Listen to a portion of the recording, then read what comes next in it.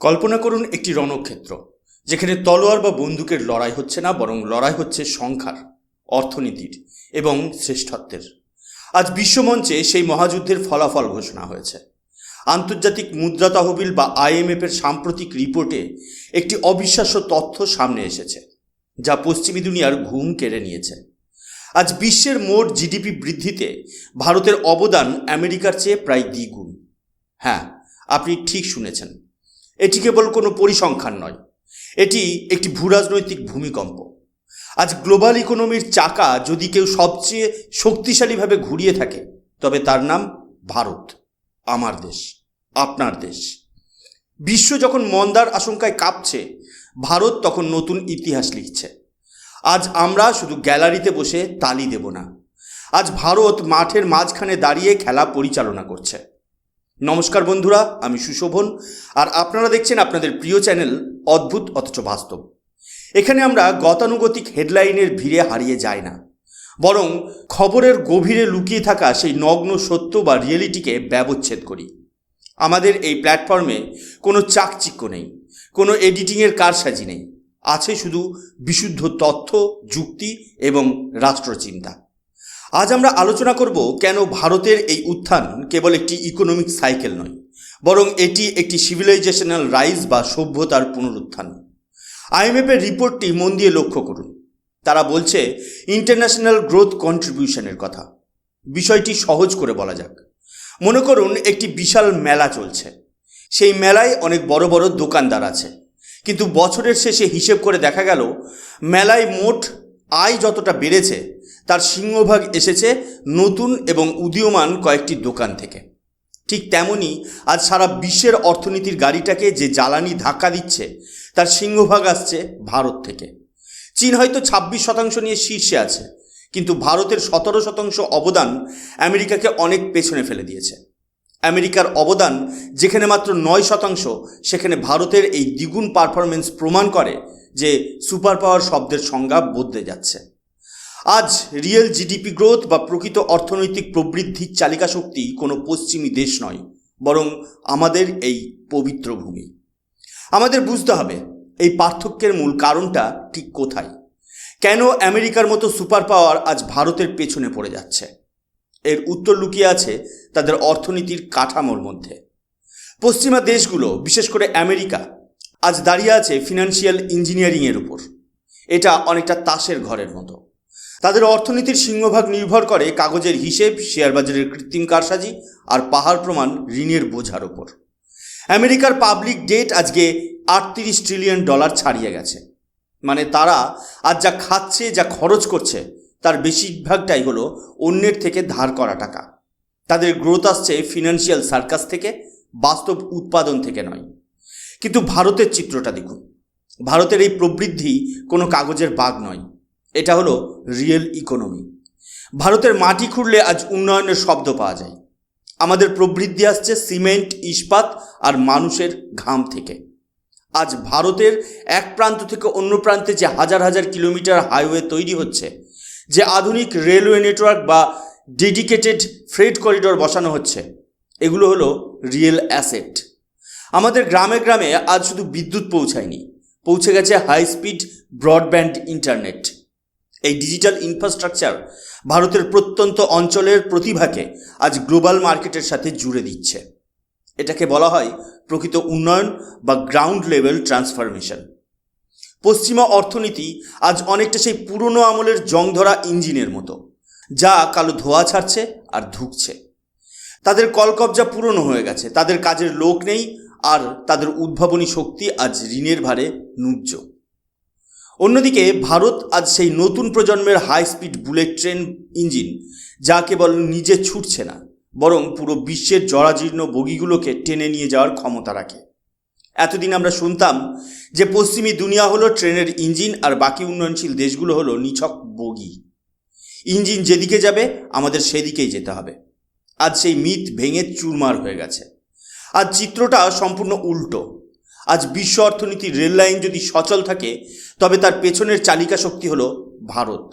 এটি কোনো সাধারণ ঘটনা বা কোনো ছোটোখাটো ইকোনমিক সাইকেল নয়, এটি হলো দ্য গ্রেট পাওয়ার শিফট। পশ্চিম থেকে পূর্ব দিকে ক্ষমতার এই যে মহাপ্রস্থান, তার কেন্দ্রবিন্দুতে আজ সগৌরবে দাঁড়িয়ে আছে আমাদের নতুন ভারত। আজ আমরা কারো দয়া বা উপদেশের উপর নির্ভর করি না। আমরা আজ আমাদের নিজস্ব উৎপাদন ক্ষমতা এবং অভ্যন্তরীণ চাহিদার জোরে বিশ্বকে শাসন করার পথে এগোচ্ছি। এই রিপোর্ট প্রকাশ্যে আসার পর এলন মাস্ক একটি কথা বলেছেন যা সারা বিশ্বে শোরগোল ফেলে দিয়েছে। তিনি বলেছেন, the balance of the power is changing. Mask কোনো রাজনীতিক নন, তিনি একজন দূরদর্শী ব্যবসায়ী যিনি ক্যাপিটাল ফ্লো এবং ফিউচার টেকনোলজি বোঝেন। যখন তিনি এই কথা বলেন তখন বুঝতে হবে গ্লোবাল ইনভেস্টররা এখন ওয়াশিংটন বা লন্ডনের চেয়ে দিল্লির ওপর বেশি ভরসা করছে। কেন এই পরিবর্তন? কারণ ভারতের অর্থনীতি এক্সপোর্ট ডিপেন্ডেন্ট নয়। চীন আজ বিপদে পড়েছে কারণ তারা সারা বিশ্বের ওপর নির্ভর করত। বিশ্ব যখন কেনা কমিয়ে দিল, চীনের কারখানা বন্ধ হতে শুরু করলো। কিন্তু ভারতের শক্তি হলো তার অভ্যন্তরীণ চাহিদা বা ডোমেস্টিক কনজামশন। আমাদের 140 কোটি মানুষের বাজারই আমাদের সবচেয়ে বড় রক্ষা কবচ। আমাদের চাহিদা আমাদের ঘর থেকেই তৈরি হয়, তাই বাইরের ঝড়ে ভারত তাসের ঘরের মতো ভেঙে পড়ে না। কিন্তু প্রশ্ন হলো, কেন ভারত? কেন এখন? কেন বিশ্বের তাবড় তাবড় দেশগুলো যখন মন্দার আশঙ্কায় থরথর করে কাঁপছে, ভারত তখন মুখ ফুলিয়ে বা বুক ফুলিয়ে উন্নয়নের কথা বলছে?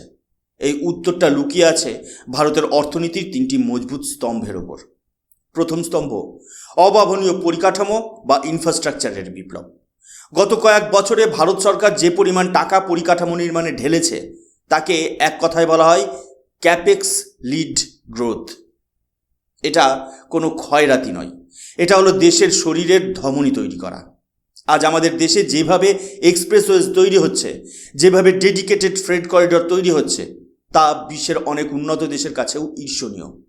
আমরা আজ কেবল আমদানিকারক নই, আমরা আজ মেক ইন ইন্ডিয়া প্রকল্পের মাধ্যমে নিজস্ব প্রযুক্তিতে তেজস ফাইটার জেট বানাচ্ছি, বন্দে ভারতের মতো সেমি হাই স্পিড ট্রেন তৈরি করছি। এই পরিকাঠামোর নির্মাণ শুধু পাথর আর সিমেন্টের খেলা নয়, এর মাধ্যমে তৈরি হচ্ছে লক্ষ লক্ষ মানুষের এমপ্লয়মেন্ট।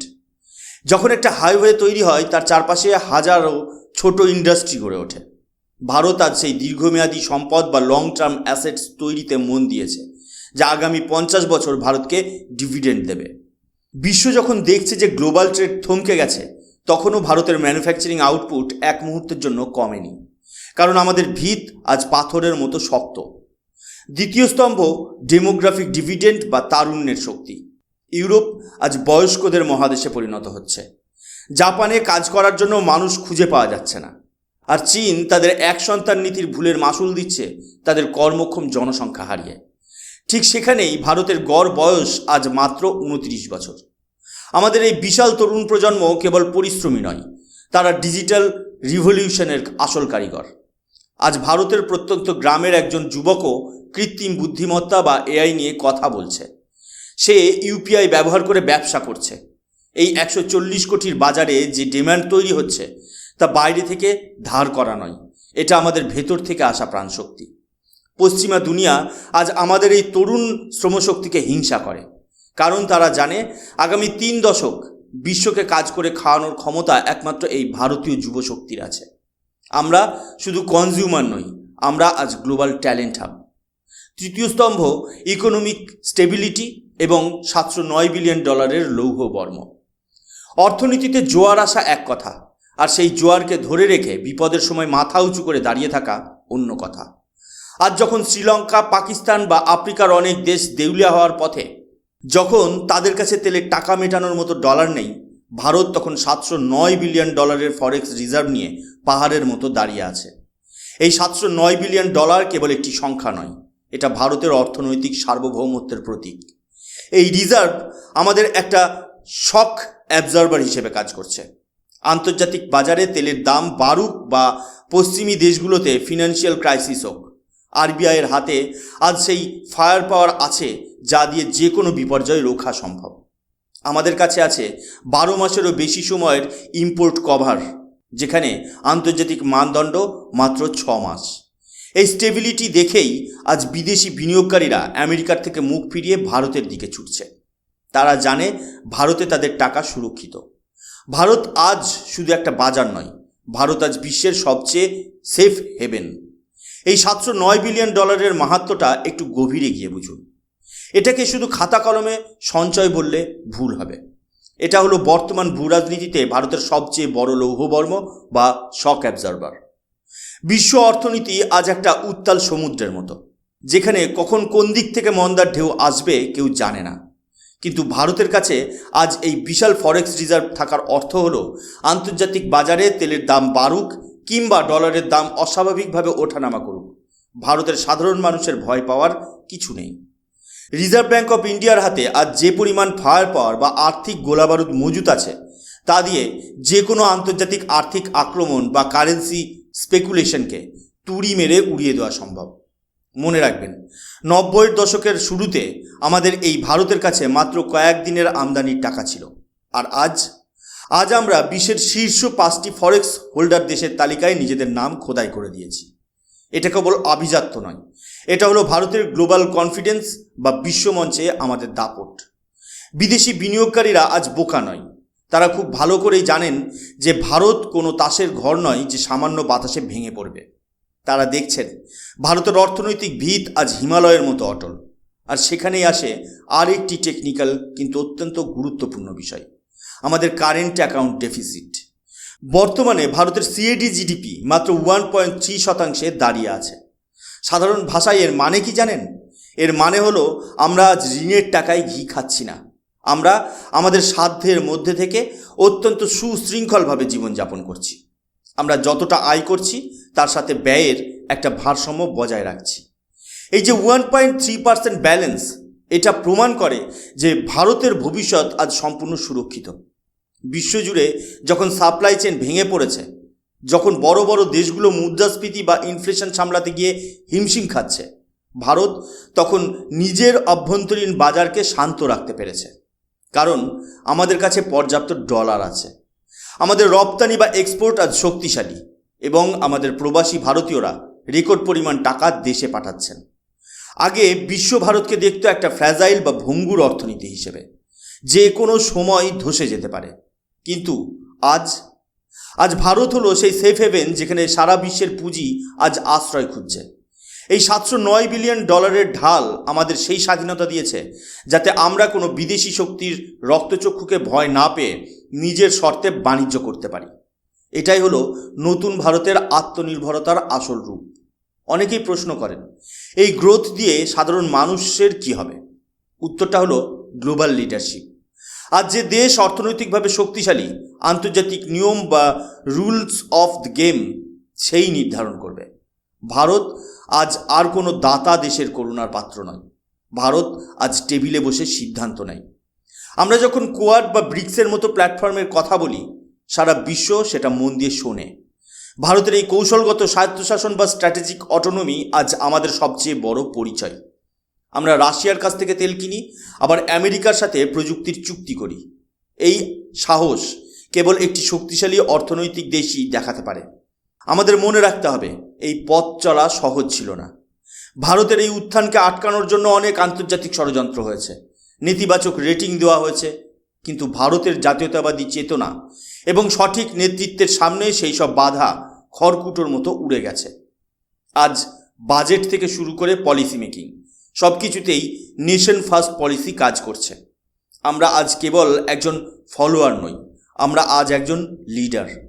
আমাদের উৎপাদন ক্ষমতা বাড়ছে, আমাদের সেবার রপ্তানি বা সার্ভিস এক্সপোর্ট আকাশ ছোঁয়া, আর আমাদের দেশের মানুষের আত্মবিশ্বাস আজ তুঙ্গে।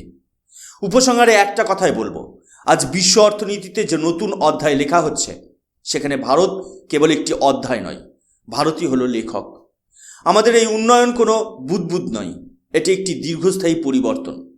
আমরা আজ বিকশিত ভারতের দিকে এগিয়ে যাচ্ছি। এলন মাস্কের সেই সতর্কবার্তা পশ্চিমী দুনিয়ার জন্য একটি সাবধানবাণী হতে পারে, কিন্তু আমাদের জন্য এটি একটি স্বীকৃতির নামান্তর। লড়াইটা এখনো শেষ হয়নি, কিন্তু আমাদের গতি কেউ থামাতে পারবে না, কারণ ভারত আজ জেগে উঠেছে। আমি সুশোভন, অদ্ভুত অথচ বাস্তব থেকে আজ এখানেই শেষ করছি। মনে রাখবেন, তথ্যের ভিড়ে সত্যকে চেনাটাই আসল বুদ্ধিমত্তা। সচেতন থাকুন, যুক্তিবাদী হন এবং নিজের দেশের শক্তির উপর ভরসা রাখুন। জয় হিন্দ, বন্দে মাতরম, ভারত মাতা কি জয়।